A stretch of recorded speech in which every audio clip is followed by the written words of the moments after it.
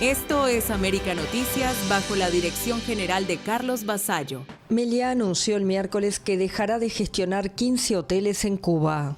La cadena española justificó su decisión por los acontecimientos y circunstancias que van sucediendo en el contexto geopolítico, social, legal y económico. Se sumó así a la compañía hotelera española Iberostar y a la canadiense Blue Diamond, que anunciaron en los últimos días que cesaban parcial o totalmente sus operaciones turísticas en el país. Fuentes cercanas al tema dijeron a la France Press que estos grupos dejaron de administrar hoteles que gestionaban con el conglomerado económico militar cubano Gaesa, sancionado por Washington, pero que seguirán trabajando con otras instalaciones que son propiedad del Ministerio de Turismo. Iberostar y Meliá fueron las primeras cadenas hoteleras españolas en llegar a Cuba, después de que la isla se abriera al turismo internacional para salir de la crisis provocada por la caída del bloque soviético en 1991. Fuentes del sector indicaron que el grupo asiático Archipiélago International también estudia limitar su presencia o abandonar el país.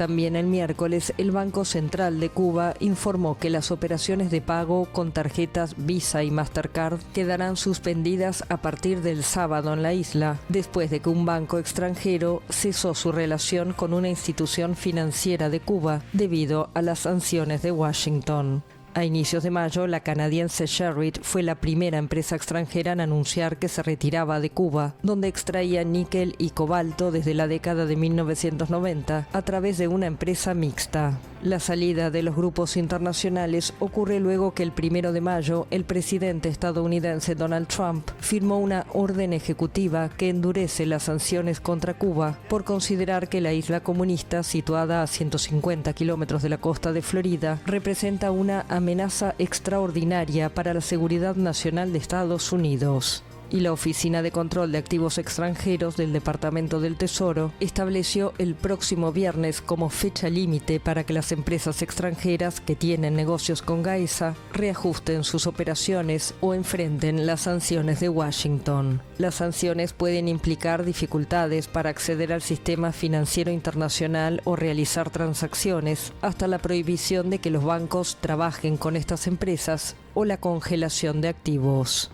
El turismo es la segunda fuente de ingresos en divisas de Cuba, que está sumido en una grave crisis energética y económica, agravada por un bloqueo petrolero impuesto desde enero. Entre enero y marzo, el turismo se desplomó casi un 50% en comparación con igual periodo de 2025, según datos oficiales.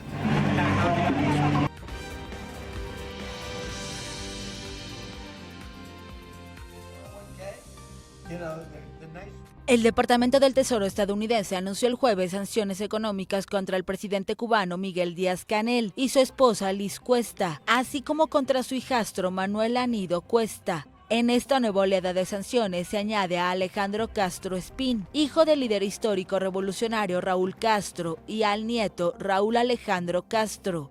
Alejandro Castro Espín, de 60 años, fue un actor clave de las negociaciones secretas entre Cuba y Estados Unidos, que condujeron al restablecimiento de relaciones diplomáticas entre ambos países en 2015. Estados Unidos mantiene un embargo contra la isla comunista desde 1962 y combina las sanciones económicas contra figuras y empresas del régimen al tiempo que instauró un bloqueo petrolero desde principios de año. Cuba vive su peor crisis económica y humanitaria desde el triunfo de la Revolución Castrista de 1959.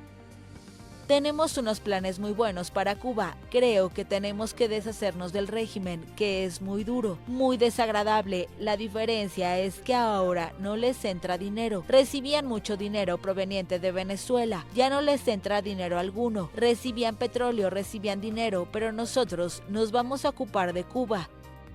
Además del presidente y de los miembros de la familia Castro, Washington sanciona a los comités de defensa de la revolución, al Ministerio de las Fuerzas Armadas, al Instituto Cubano de Amistad con los Pueblos y a las empresas Amistur y Minera La Victoria. Washington y La Habana mantienen negociaciones para una salida a la crisis. Estados Unidos acusa a Cuba de ser una amenaza a su seguridad, mientras que La Habana asegura estar dispuesta a negociar sin renunciar a lo que considera su soberanía. Estados Unidos ha tomado además medidas jurídicas, como la histórica inculpación de Raúl Castro, de 95 años, por el abatimiento de 2 avionetas en 1996.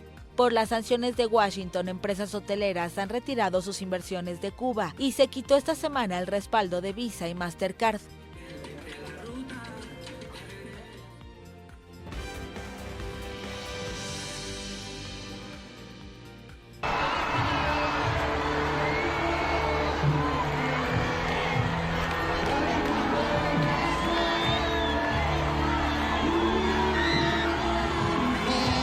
Primera jornada del viaje del Papa León XIV a España, donde ya ha recorrido en papamóvil el centro de Madrid entre gran expectación y ha dejado varios titulares.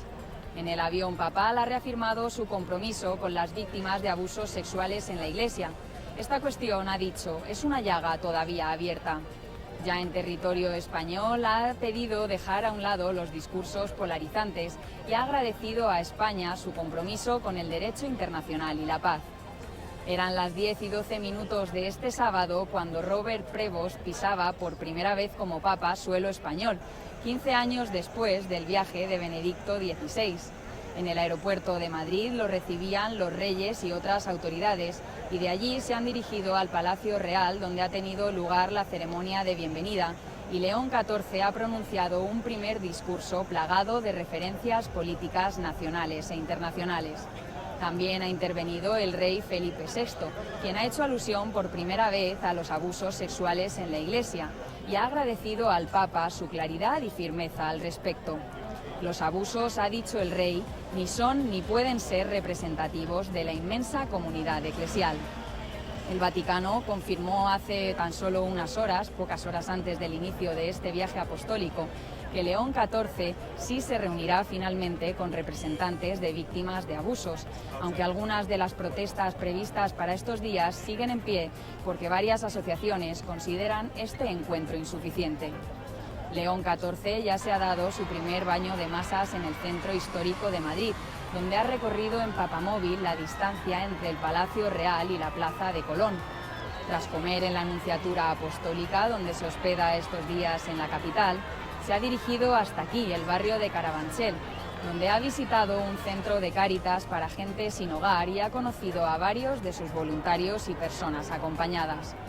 El plato fuerte de la jornada es la vigilia en la Plaza de Lima, al lado del Estadio Santiago Bernabéu. Allí se espera la asistencia de más de 1 millón de jóvenes que rezarán con el Papa en las últimas horas de este sábado y tendrán otra vez la oportunidad de verlo en papamóvil recorrer el Paseo de la Castellana. La agenda de León XIV continuará este domingo por la mañana, con el mayor acto previsto durante su visita a Madrid, la gran misa en la Plaza de Cibeles, a la que se espera la asistencia de 1,5 millones de personas. Informó desde Madrid Mercedes Ortuño para la agencia EFE.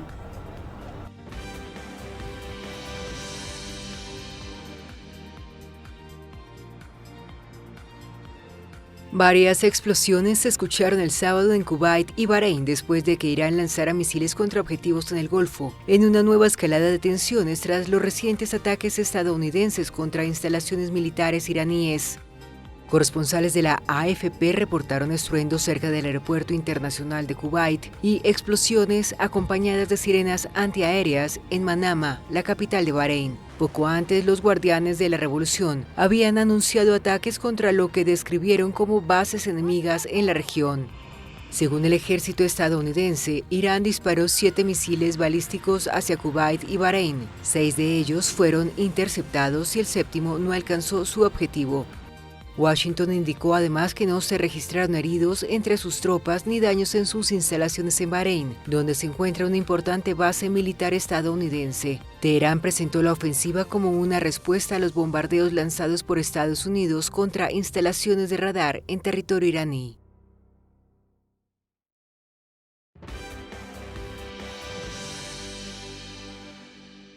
Un saludo cordial para todos. Bueno, llegó la hora de los mameyes para Gaesa.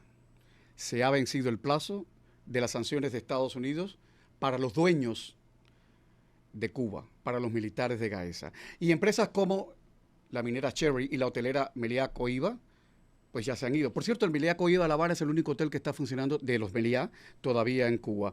Y con la salida de la minera Cherry, Cuba pierde un importantísimo producto de exportación que es el níquel y también el cobalto. De hecho, Cuba tiene el 34% de las reservas mundiales de níquel del mundo. Y los chinos compraban prácticamente toda esa producción. ¿Qué va a pasar ahora? Porque Cuba no tiene tecnología, Cuba no tiene dinero para seguir con la minería, para seguir explotando el níquel y el cobalto. ¿Quién va a ocupar el lugar de la minera Cherry? ¿Quién sabe? ¿Qué hará el régimen a partir de ahora? ¿Quién sabe? ¿Cómo va a afectar estas sanciones al pueblo llano? Prácticamente dicen los analistas que nada, porque ojo, Gaesa ignoraba a los cubanos de a pie. Gaesa trabajaba para los inversionistas extranjeros. De hecho, Mastercard y Visa no operan en Cuba, pero los cubanos jamás han usado Mastercard y Visa.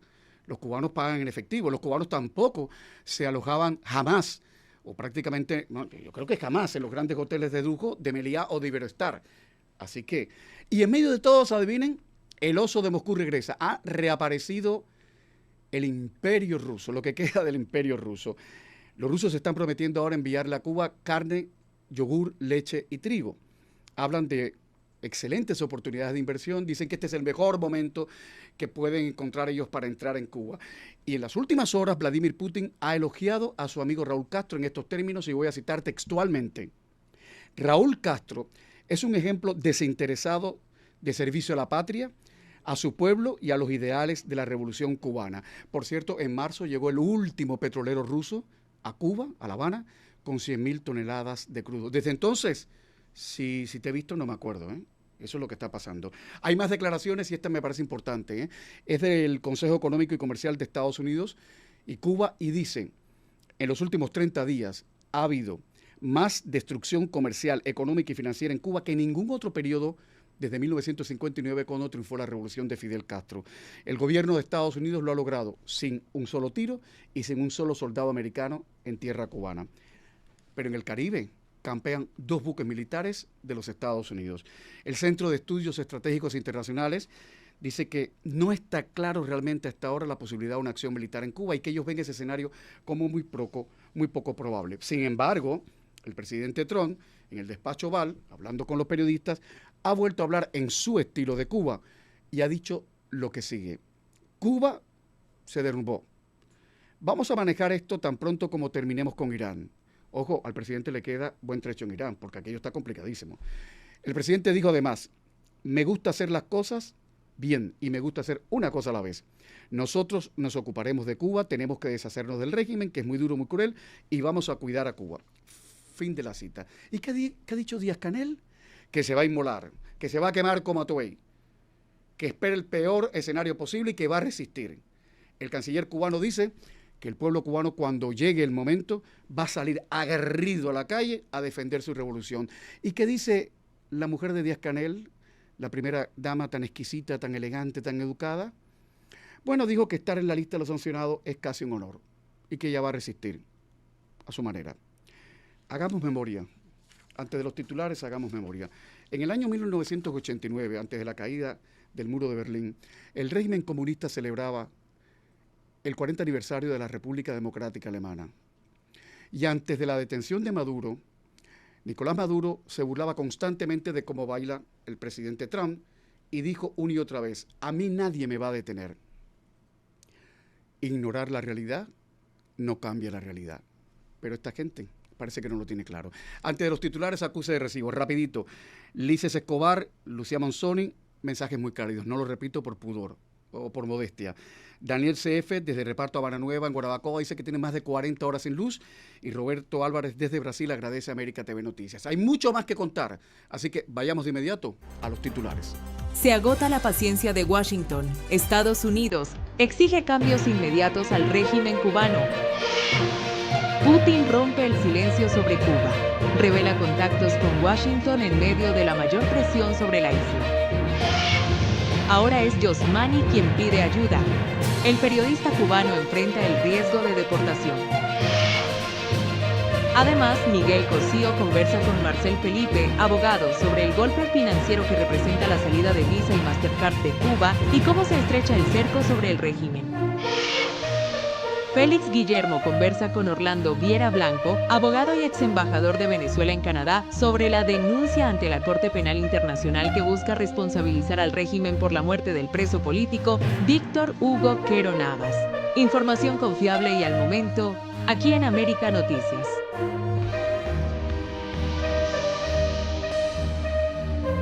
Nueva señal de que la presión sobre Cuba sigue escalando. Esta vez fue el embajador de Estados Unidos ante las Naciones Unidas, Mike Waltz, quien lanzó un mensaje directo al régimen cubano exigiendo reformas económicas y políticas inmediatas. El funcionario aseguró que Washington tiene demandas concretas para La Habana y dejó claro que la paciencia de la administración Trump parece agotarse.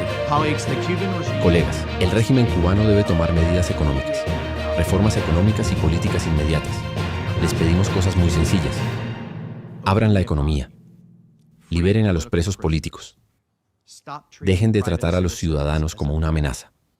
Dejen de culpar a Estados Unidos por la miseria que genera La Habana y sus políticas fallidas. Las declaraciones llegan en un momento especialmente delicado para el régimen. Este mismo jueves venció el plazo impuesto por Estados Unidos para que empresas extranjeras revisen o abandonen operaciones vinculadas a estructuras controladas por el poder cubano. Pero lo que más llama la atención es que las exigencias ya no se limitan a la economía. El mensaje enviado desde Naciones Unidas habla también de cambios políticos, en medio de una crisis que se agrava dentro de la isla. Mientras tanto, las manifestaciones provocadas por la precariedad económica, los apagones y el deterioro de las condiciones de vida continúan apareciendo en distintos puntos del país. El descontento social sigue creciendo y cada vez son más visibles las señales de una población agotada por la crisis. Las declaraciones de Waltz se producen además cuando Washington incrementa la presión diplomática, financiera y política sobre La Habana, mientras desde Moscú reconocen que Cuba ya forma parte de conversaciones sensibles entre Rusia y Estados Unidos. Soy Camilo Lavastilla para América Noticias. Nueva información sacude el tablero alrededor de Cuba. El presidente ruso Vladimir Putin confirmó que sostuvo conversaciones con Estados Unidos sobre una posible operación relacionada con la isla, una revelación que vuelve a colocar a Cuba en el centro de una intensa partida geopolítica entre Washington, Moscú y La Habana. Lo más llamativo no es solo que Putin hablara del tema, lo hace precisamente cuando vence el plazo impuesto por la administración Trump para que empresas extranjeras abandonen negocios vinculados al régimen cubano o se expongan a represalias por parte de Estados Unidos. Con respecto a los contactos sobre el tema cubano, responderé directamente a su pregunta. Usted preguntó si habíamos tenido contactos con la administración estadounidense sobre el asunto de Cuba. Sí, los tuvimos. Cuba es un país amigo para nosotros. La administración de Estados Unidos está al tanto de ello. Nuestros contactos con Cuba continúan. La presión sobre La Habana está entrando en una nueva fase. En las últimas horas, Washington amplió sanciones contra figuras cercanas al poder. Las medidas alcanzaron al gobernante Miguel Díaz-Canel y también a un hijo de Raúl Castro, en una señal de que la presión ya no se limita a las estructuras económicas y comienza a tocar directamente a la élite política que rodea al régimen. La revelación de Putin coincide además con semanas de movimientos inusuales alrededor de Cuba, contactos diplomáticos, reuniones de alto nivel, sanciones crecientes y una ofensiva política que parece acelerarse mientras la situación interna continúa deteriorándose. Y todo esto ocurre cuando el descontento se extiende por la isla. Las manifestaciones provocadas por la precariedad económica, los apagones y el deterioro de las condiciones de vida vuelven a poner presión sobre el régimen. Por eso las palabras de Putin generan tantas interrogantes. Moscú está reconociendo públicamente que Cuba forma parte de conversaciones sensibles en un momento en que Washington incrementa la presión y el régimen enfrenta uno de los escenarios más complejos de los últimos años. Putin admite contactos con Estados Unidos. Trump activa nuevas medidas contra quienes mantengan negocios con Cuba. La pregunta ya no es si habrá más presión sobre La Habana, sino cuál será el próximo movimiento en una crisis que sigue escalando, informó Enrique López para América Noticias. Durante años recibió denuncias, destapó escándalos y dio voz a miles de cubanos. Ahora es él quien pide ser escuchado.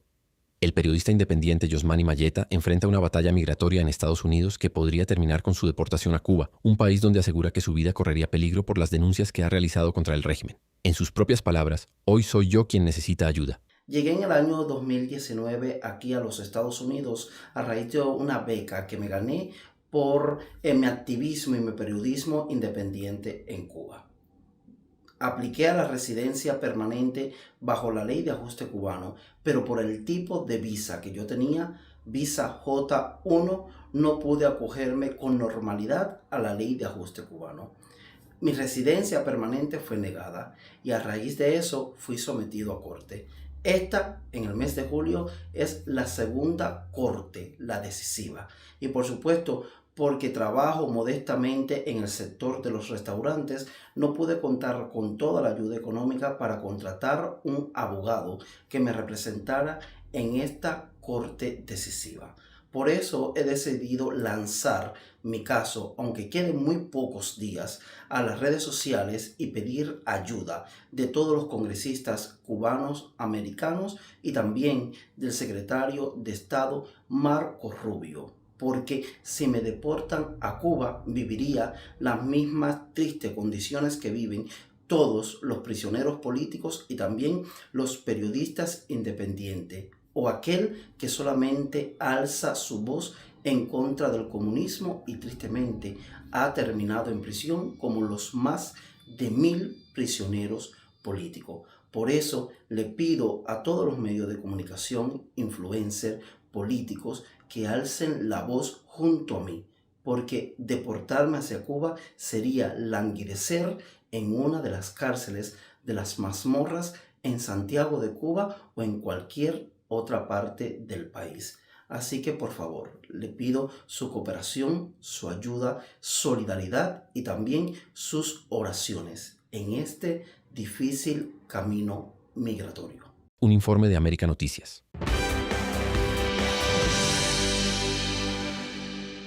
Nuevas imágenes están dando de qué hablar. Telemundo 51 reveló fotografías de 2 reuniones en La Habana entre Raúl Guillermo Rodríguez Castro, conocido como El Cangrejo y considerado uno de los nietos más influyentes de Raúl Castro, y Vic Mellor, empresario, veterano de los Marines y candidato republicano al Congreso de Estados Unidos. Según Mellor, ambos compartieron 2 cenas que sumaron más de 4 horas de conversación. El candidato aseguró que el encuentro giró alrededor del futuro de Cuba, posibles cambios políticos y oportunidades económicas para la isla. Pero lo que más ha llamado la atención son sus declaraciones posteriores. Mellor afirmó que el nieto de Raúl Castro estaría abierto a conversaciones con el presidente Donald Trump e incluso aseguró que estaría dispuesto a dejar que Washington lidere un eventual proceso de cambios en Cuba. El encuentro ocurre en uno de los momentos de mayor presión sobre el régimen cubano. Mellor insiste en que viajó a Cuba como ciudadano privado y no como representante del gobierno estadounidense. Sin embargo, las imágenes y el contenido de las conversaciones ya están generando interrogantes sobre quiénes están hablando realmente del futuro de Cuba. Las reuniones existieron, las imágenes ya son públicas y mientras aumentan las presiones sobre La Habana, también crecen las preguntas sobre el papel que podrían estar jugando algunas figuras cercanas al círculo de poder de la familia Castro.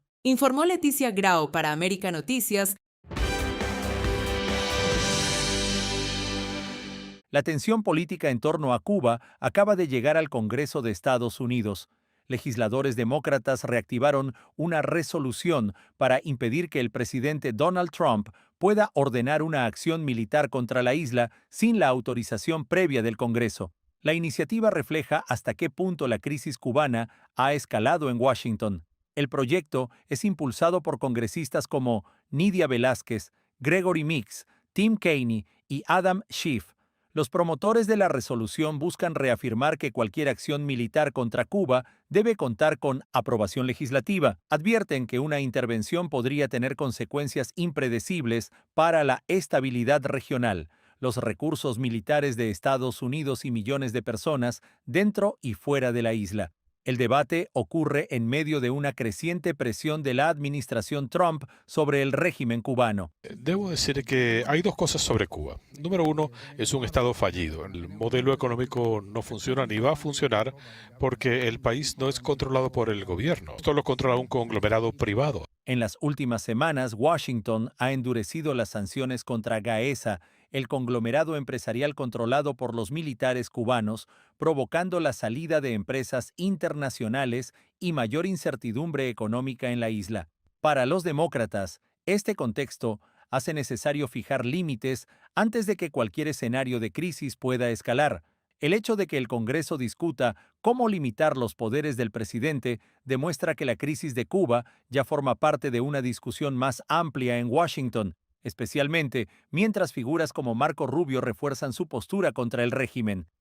Informó Camilo Lavastilla para América Noticias. América Latina está cambiando rápidamente y Cuba podría ser uno de los países que más sienta ese cambio. Mientras Donald Trump fortalece relaciones con gobiernos y líderes afines en la región, La Habana enfrenta un escenario cada vez más complicado tanto económica como políticamente. Entre los aliados más visibles de Washington aparecen Javier Milei en Argentina, Nayib Bukele en El Salvador, Daniel Noboa en Ecuador y el presidente chileno José Antonio Kast. Todos comparten posiciones cercanas a la Casa Blanca en temas de seguridad, migración, inversión y combate al crimen organizado. Y ahora la atención también está puesta en Colombia.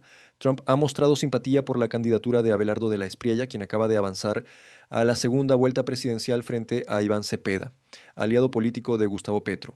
Para muchos observadores, esa elección podría definir si Colombia se acerca aún más a Washington o mantiene el rumbo político de los últimos años.